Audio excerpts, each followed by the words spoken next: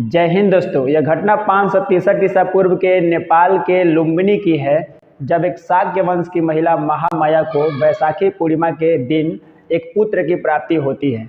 वह पुत्र जिसके जन्म के पहले ही ज्योतिषों के द्वारा यह भविष्यवाणी की जाती है कि यह लड़का बड़ा होकर के या तो एक योग्य शासक बनकर अपनी प्रजा की देखभाल करेगा या यह गृह त्याग करके दुनिया को एक नया दिशा प्रदान करेगा।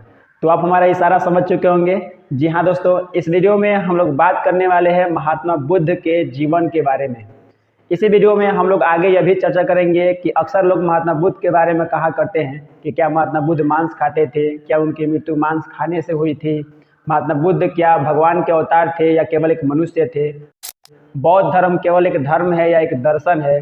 तो बने रहिए इस वीडियो के अंत तक। चलिए इस वीडियो को शुरू करते हैं। दुनिया की 5वीं सबसे बड़ी धर्म बौद्ध धर्म का संस्थापक महात्मा बुद्ध को माना जाता है। इनके बचपन का नाम सिद्धार्थ था। इनके पिता शुद्धोधन और माता महामाया थी। कहा जाता है कि जन्म के 7 दिन के बाद ही इनकी माता महामाया की मृत्यु हो जाती है और इनका पालन पोषण इनके सौतेली माँ प्रजापति गौतमी के द्वारा की जाती है। चूँकि सिद्धार्थ का जन्म शाक्य वंश में हुआ था, अतः इन्हें शाक्य मुनि के नाम से भी जाना जाता है। इन्हें कनक मुनि, तथागत और एशिया का ज्योतिपुंज भी कहा जाता है। डोनाल्ड लोपेज के अनुसार चीन, कोरिया, जापान, तिब्बत में इन्हें शाक्य मुनि के नाम से जाना जाता है। ज्योतिषों के द्वारा की गई भविष्यवाणी के अनुसार इनके पिता शुद्धोधन अक्सर चिंतित रहा करते थे कि ऐसा न हो कि मेरा इकलौता बेटा घर छोड़कर चला जाए। अगर वह बड़ा होकर योग्य शासक बनकर प्रजा की देखभाल करता तो यह उनके लिए गौरव की बात होती, लेकिन अगर वह घर छोड़कर चला जाता तो यह उनके लिए दुख की बात थी जो हमेशा उनको सताती थी। अब इसके लिए इन्होंने ज्योतिषों से राय लिया कि ऐसा कोई उपाय बताया जाए ताकि कम से कम दूसरी भविष्यवाणी सत्य न हो, मेरा इकलौता बेटा घर छोड़कर कहीं न जाए। इसके लिए इन्होंने सिद्धार्थ को महल के अंदर ही रखा, सारी सुख सुविधा को दिया, इन्हें हर तरह के ऐशो आराम दिए और इन्होंने ज्योतिषों से राय लिया कि कोई ऐसा तरकीब बताया जाए कि मेरा बेटा कम से कम घर छोड़ के न जाए। तो ज्योतिषों ने यह उपाय बताया कि सिद्धार्थ की शादी अगर जल्द से जल्द कर दी जाएगी तो वह गृहस्थ आश्रम में चले जाएंगे और गृहस्थ जीवन बिताते हुए वह गृह त्याग नहीं करेंगे। 16 वर्ष की अवस्था में सिद्धार्थ की शादी यशोधरा से की जाती है और इन्हें एक पुत्र की प्राप्ति होता है जिसे राहुल के नाम से जाना जाता है। अब तक तो यहाँ तक सब कुछ ठीक चल रहा था। एक बार की घटना है कि सिद्धार्थ अपने सेनापति चन्ना और एक घोड़ा कंतक के साथ भ्रमण के लिए निकले। उन्होंने रास्ते में 4 अलग अलग व्यक्तियों को देखा, एक बूढ़ा व्यक्ति, एक बीमार व्यक्ति और एक शव और एक सन्यासी व्यक्ति। जब वो बूढ़ा व्यक्ति को देखे तो अपने सेनापति चन्ना से पूछते हैं कि यह व्यक्ति कौन है और इसकी हालत ऐसी क्यों हुई है। तो सेनापति चन्ना जवाब देता है कि यह एक बूढ़ा व्यक्ति है, हर एक व्यक्ति को ऐसे बूढ़ा होना है, हमें भी बूढ़ा होना है और आप भी एक दिन बूढ़ा हो जाएंगे। तो सिद्धार्थ यहाँ पे थोड़ी देर कुछ सोचते हैं, फिर आगे चलते हैं। फिर रास्ते में उन्हें एक बीमार व्यक्ति दिखाई देता है। तो फिर वापस इन्होंने अपने सेनापति चन्ना से पूछा कि यह व्यक्ति की हालत ऐसे क्यों हुई है या क्यों ऐसा दिख रहा है। तो फिर वापस सेनापति चन्ना जवाब देता है यह व्यक्ति बीमार है, हर एक व्यक्ति को, दुनिया में जितने भी व्यक्ति जन्म लिए हैं हर एक व्यक्ति को बीमार होना है। आप भी बीमार होंगे, हम भी बीमार होंगे, हर एक व्यक्ति बीमार होगा। फिर यहाँ पे सिद्धार्थ कुछ देर तक सोचते हैं, फिर आगे बढ़ते हैं। कुछ दूर आगे बढ़ने पर सिद्धार्थ की नज़र कुछ लोगों पर पड़ती है जो लोग एक लाश को लेकर के जा रहे थे। तो वापस ये अपने सारथी चन्ना से पूछते हैं कि यह व्यक्ति कौन है, ऐसा लेटा हुआ क्यों है और ये लोग इसे कहाँ लेके जा रहे हैं। तो चन्ना जवाब देता है कि यह व्यक्ति मर चुका है और यह भगवान के पास जा चुका है। हर एक व्यक्ति को ऐसे मर करके भगवान के पास जाना है, हमें भी मरना है, आपको भी मरना है, हर एक व्यक्ति को मरना है। आगे बढ़ने पर अंतिम बार सिद्धार्थ ने एक सन्यासी को देखा जो ऐसे तपस्या कर रहा था, भगवान की साधना में लीन था। तो फिर वापस ये पूछते हैं चन्ना से यह व्यक्ति ऐसे क्यों बैठा हुआ है और ये आंखें बंद क्यों किया है। तो चन्ना जवाब देता है कि यह व्यक्ति भगवान की तपस्या कर रहा है, उनकी साधना में लीन है। जब वापस सिद्धार्थ अपने घर आते हैं तो रास्ते में हुए चारों घटनाओं को लेकर के ये चिंता करना शुरू करते हैं कि आखिर लोगों के अलग अलग हालात क्यों होता है, लोग बीमार क्यों पड़ते हैं, लोग मरते क्यों हैं, सन्यासी क्या करते हैं। अब इसके लिए इन्होंने इसके पीछे की सच्चाई को जानने की कोशिश की और इसके लिए इनके मन में विचार आया कि अब मुझे गृह त्याग कर देनी चाहिए, घर को छोड़ देना चाहिए। और इसीलिए 29 वर्ष की अवस्था में सिद्धार्थ अपने घर को छोड़कर चले जाते हैं, जिसे बौद्ध धर्म में महाभिनिष्क्रमण के नाम से जाना जाता है। अब इस घटना को लेकर के शुद्धोधन और यशोधरा के बीच हुए वार्तालाप को एक प्रसिद्ध कवि मैथिली शरण गुप्त ने क्या खूब ही उतारा है। शुद्धोधन कहते हैं, धीरा है यशोधरे तू धीरज मैं कैसे धरूं, धीरा है यशोधरे तू धीरज मैं कैसे धरूं, तू ही बता उसके लिए आज मैं क्या करूं। शुद्धोधन कहते हैं कि यशोधरा तूने तो धीरज रख लिया, लेकिन मैं कैसे धीरज रखूं, और बताओ इसके बाद से अब हमें क्या करनी चाहिए, मैं क्या करूं। तो यशोधरा कहती है कि उनकी सफलता मनाओ तात मन से, उनकी सफलता मनाओ तात मन से, सिद्धि लाभ करके शीघ्र ही लौटे वे बल से। यशोधरा कहती है कि अब वो चले तो गए, ठीक है, अब हम लोग कामना करें कि वो जल्दी से सिद्धि लाभ करके और घर लौट जाए, उन्हें सफल होकर के वे घर लौटे। तो फिर से सुधोधन कहते हैं, तू क्या कहती है बेटी, पाऊँ जहाँ कहीं भी, चतुर चरों को भेज ढूंढूं भी नहीं। यहाँ पे सुधोधन कहते हैं कि हम लोग केवल कामना करते रहें कि वो सफल होकर के घर लौट जाएं, अपने चतुर चरों को भेज करके उन्हें ढूंढने का प्रयास भी नहीं करे। तो यशोधरा कहती है नहीं तात, यानी ऐसा नहीं करना है। तो वापस सुधोधन कहते हैं कि कैसी बात है बेटी, यह भूल है, यानी ये कैसे बात कर रही हो कि कोई घर छोड़ के चला गया है और हम ढूंढे भी नहीं, ये तुम्हारी भूल है, कैसे बात कर रही हो। तो इसी पर यशोधरा बोलती है लेकिन खोज करना उन्हीं के प्रतिकूल है। तो यशोधरा कहती है कि खोज करना क्या है, उन्हीं के प्रतिकूल होगा। तो फिर यहाँ पे जो है ना सुधोधन कहते हैं कि ये फिर ऐसा कैसे। तो यहाँ पे फिर यशोधरा कहती है कि सोचो तात, क्या वे गए इसी अर्थ हैं, हम लाए उन्हें ढूंढ, क्या वे असमर्थ है। तो यशोधरा सुधोधन से कहती है कि जरा सोचिए, क्या वे इसी अर्थ से घर से बाहर गए हैं कि हम उन्हें वापस ढूंढ लाए, और वे क्या खुद घर आने में वापस लौटने में असमर्थ है। सोचो तात, क्या वे गए इसी अर्थ है, हम लाए उन्हें ढूंढ, क्या वे असमर्थ है। तो यहाँ पे सुधोधन मान जाते हैं। अब यशोधरा खुद अपनी मन ही मन दो चार लाइन कहती है कि सिद्धि हेतु स्वामी गए यह गौरव की बात, सिद्धि हेतु स्वामी गए यह गौरव की बात, लेकिन चुपके चुपके गए यह बड़ा बैघात।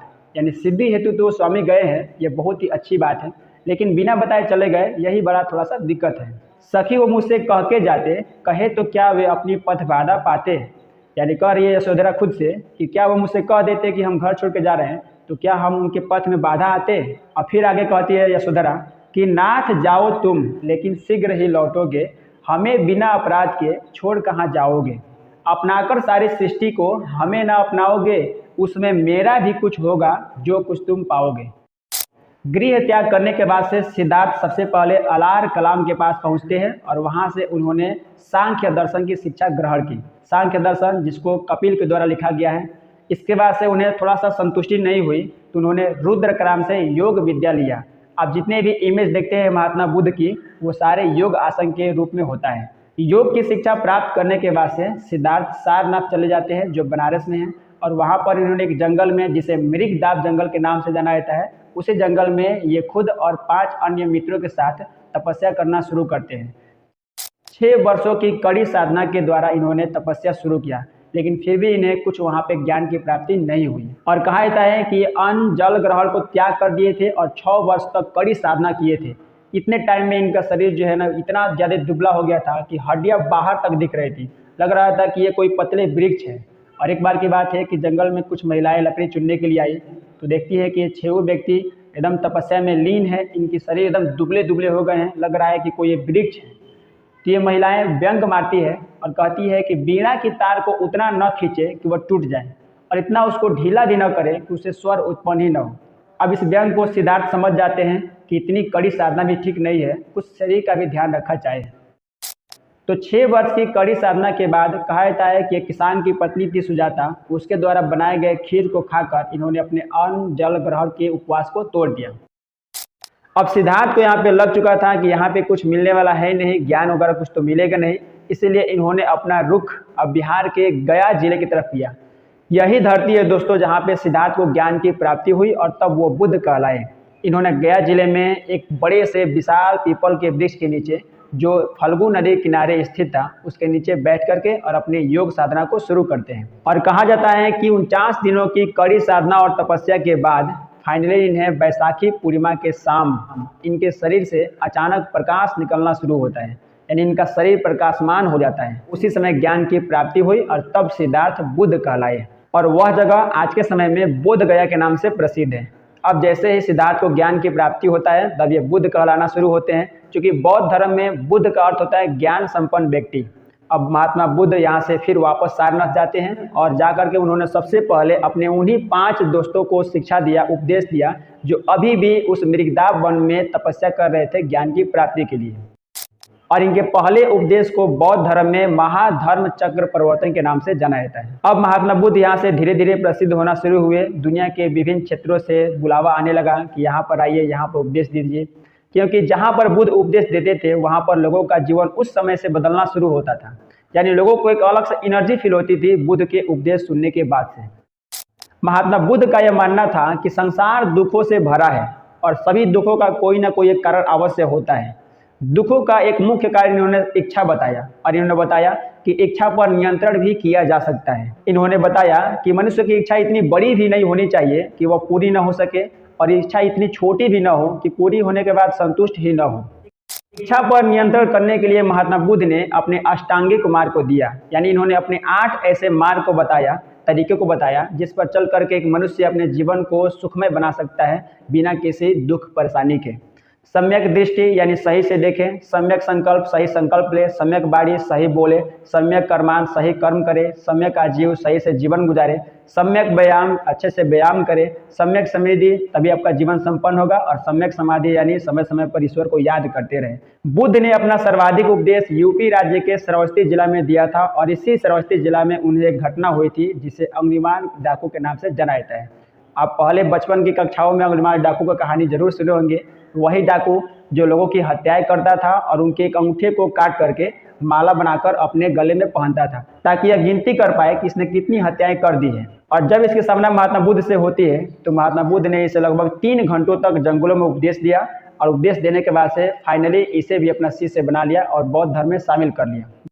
बुद्ध के सबसे प्रिय शिष्य आनंद के बार बार कहने से महात्मा बुद्ध ने बौद्ध धर्म में महिलाओं को भी आने की इजाज़त दे दी और सबसे पहले इनकी सौतेली माँ प्रजापति गौतमी को बौद्ध धर्म में शामिल किया गया। उसके बाद से दूसरी महिला वैशाली की एक डांसर थी, नर्तकी आम्रपाली, उसे शामिल किया गया। महात्मा बुद्ध ने अपना उपदेश बहुत जगहों पे दिया और बहुत जगहों पे इन्होंने लोगों का जीवन को परिवर्तित भी किया। अब इसी क्रम में महात्मा बुद्ध अपने एक शिष्य चंदू से मिलने के लिए पावापुरी जाते हैं और वहाँ पर उसके घर एक दिन ठहरते हैं। चंदू इन्हें बहुत ही प्यार से शुक्र मास परोसता है। अब यहाँ पर अलग अलग इतिहासकार का मानना है। कुछ इतिहासकार मानते हैं कि वह शुक्र मास परोसा गया था, कुछ इतिहासकार मानते हैं कि मशरूम के सब्जी को परोसा गया था। अब ये एग्जैक्ट कोई क्लियर नहीं है भोजन को लेकर के कि कौन से भोजन को चंदू के द्वारा परोसा गया था बुद्ध को खाने के लिए। अब जैसे इन्होंने भोजन को ग्रहण किया तो कुछ दिनों के बाद से इनकी तबीयत बिगड़ने लगी और इन्हें एक अतिसार रोग हो गया। अब बुद्ध को पता चल गया था कि मेरा अंतिम समय आ गया है, मेरे शरीर त्यागने का समय आ चुका। अब बुद्ध पावापुरी को छोड़ करके मल जनपद यानी कुशीनगर चले गए। वहां पर जाकर के बुद्ध ने अपने प्रिय शिष्य आनंद को बुलाया और कहा कि एक कुटिया तैयार करो। आनंद ने एक विशाल साल के वृक्ष के नीचे एक बहुत जल्दी कुटिया का निर्माण किया और उसी कुटिया में बुद्ध ने आनंद को बहुत देर तक उपदेश दिया। उपदेश देने के बाद आनंद जब कुटिया से बाहर निकला तो वह रोना शुरू करता है, क्योंकि महात्मा बुद्ध आनंद से कह रहे थे कि मेरा अंतिम समय आ चुका है, मेरा शरीर त्यागने का समय आ चुका है। इसी समय बुद्ध ने एक अनजान व्यक्ति सुभद्र को अपना अंतिम उपदेश दिया और बौद्ध धर्म में शामिल कर लिया। कहा जाता है कि बुद्ध ने अपना अंतिम उपदेश इसी सुभद्र को दिया था। फाइनली 483 ईसा पूर्व में बुद्ध ने अपनी अंतिम सांसें कुशीनगर में ली और अपने शरीर को त्याग दिया, जिसे बौद्ध धर्म में महापरिनिर्वाण के नाम से जाना जाता है। कहा जाता है कि बुद्ध के शरीर के त्यागने के बाद कई दिनों तक इनके शरीर को फूलों से, संगीतों से और सुगंधों से सम्मानित किया जाता था और अंत में महाकश्यप के द्वारा इनकी श्रद्धांजलि दी गई। इनके शरीर के अस्थियों को 8 अलग अलग जगहों पर भेजा गया और वहां पे इनके चिन्ह के रूप में स्तूप का निर्माण कराया गया। इन सभी स्तूपों की जानकारी मौर्य काल के वास्तुकला से होती है और ये स्तूप के अलग अलग भाग होते हैं जिनका बौद्ध धर्म में अलग अलग मतलब होता है। इन स्तूप में सबसे जो बड़ा गोलाकार भाग होता है जिसे अंड के नाम से जाना जाता है, यह अंड शांति का प्रतीक माना जाता है। इस स्तूप के ऊपरी वर्गाकार संरचना जिसे हर्मिका के नाम से जाना जाता है, यह देवताओं के वास का प्रतीक है। इस हर्मिका के ऊपर छोटे छोटे जो गोलाकार संरचना है उसे छन्न के नाम से जाना जाता है और यह बुद्ध के विचारों का प्रतीक है। इस स्तूप के बाहरी बाउंड्री भाग को वेदिका के नाम से जाना जाता है और यह वेदिका स्तूप और बाहरी दुनिया के स्थलों से अलग करता है। अब बौद्ध धर्म के प्रचार प्रसार के लिए अलग अलग समय में अलग अलग सभाएं आयोजित की जाती थी जिसे बौद्ध संगीति के नाम से जाना जाता है। इसमें पहली बौद्ध संगीति 483 ईसा पूर्व में हर्यंक वंश का दूसरा शासक अजात शत्रु इसके शासनकाल में राजगीर में हुई थी। दूसरी बौद्ध संगीति 383 ईसा पूर्व में शिशुनाग वंश का शासक कालाशोक के शासनकाल में वैशाली में हुई। और इसी दूसरी बौद्ध संगीति के दौरान लोगों में एक बहुत बड़ा मतभेद फैला कि बुद्ध शाकाहारी थे या मांसाहारी थे।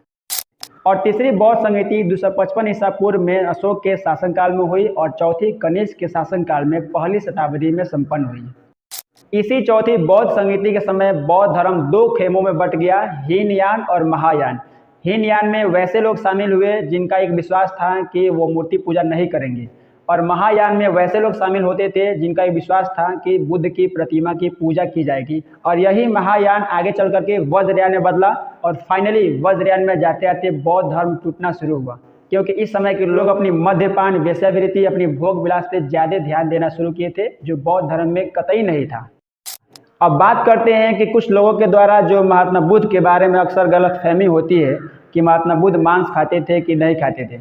देखिए, ये इसको लेकर कोई इतिहासकार अब तक प्रमाण नहीं दिए हैं कि जो बुद्ध की मृत्यु हुई थी या जो मृत्यु का कारण बना था चंदू द्वारा परोसे गए शुकर मांस या मशरूम के सब्जी को। अतः यह कहना गलत है कि बुद्ध शुकर मांस या मांस का सेवन करते थे। दूसरी सबसे बड़ी मिथ यह है कि कुछ लोगों के द्वारा माना जाता है कि भगवान बुद्ध के रूप में अवतरित हुए थे, जबकि यह बिल्कुल ही गलत है। बौद्ध धर्म के आप साहित्यों को पढ़ेंगे तो आपको पता चलेगा कि बौद्ध धर्म में ईश्वर के अस्तित्व की ही कल्पना नहीं है। ये माना ही नहीं गया है कि ईश्वर का अस्तित्व भी होता है। तो कैसे यह कहा जा सकता है कि बुद्ध जो है किसी न किसी भगवान के अवतार होंगे। तीसरी सबसे बड़ी एक कन्फ्यूजन होता है कि बौद्ध धर्म एक दर्शन है कि धर्म है। देखिए, बौद्ध धर्म शुरुआत में कोई धर्म नहीं था, बल्कि एक दर्शन था, सत्य की पहचान कराने वाला एक तरीका था, एक वे था। महात्मा बुद्ध अक्सर ये कहा करते थे कि मेरे द्वारा कहे गए उपदेशों को, बातों को तुम डायरेक्टली मत माना करो, आंख बंद करके भरोसा मत करो। मेरे द्वारा कहे गए बात को तुम अपनी कसौटी पे तौलो। अगर उस कसौटी पर मेरी बात खरा उतरता है तो आप उसको मानिए, अन्यथा छोड़ दीजिए। तो इस बात से यह पता चलता है कि बौद्ध धर्म कोई धर्म नहीं है, बल्कि उस समय का एक सत्य और अहिंसा की पहचान कराने का एक तरीका था। दुनिया में इंसान कैसे सुख रह सकता है, इसकी पहचान कराने का एक तरीका था, और आज तो ये बिल्कुल धर्म बन चुका है।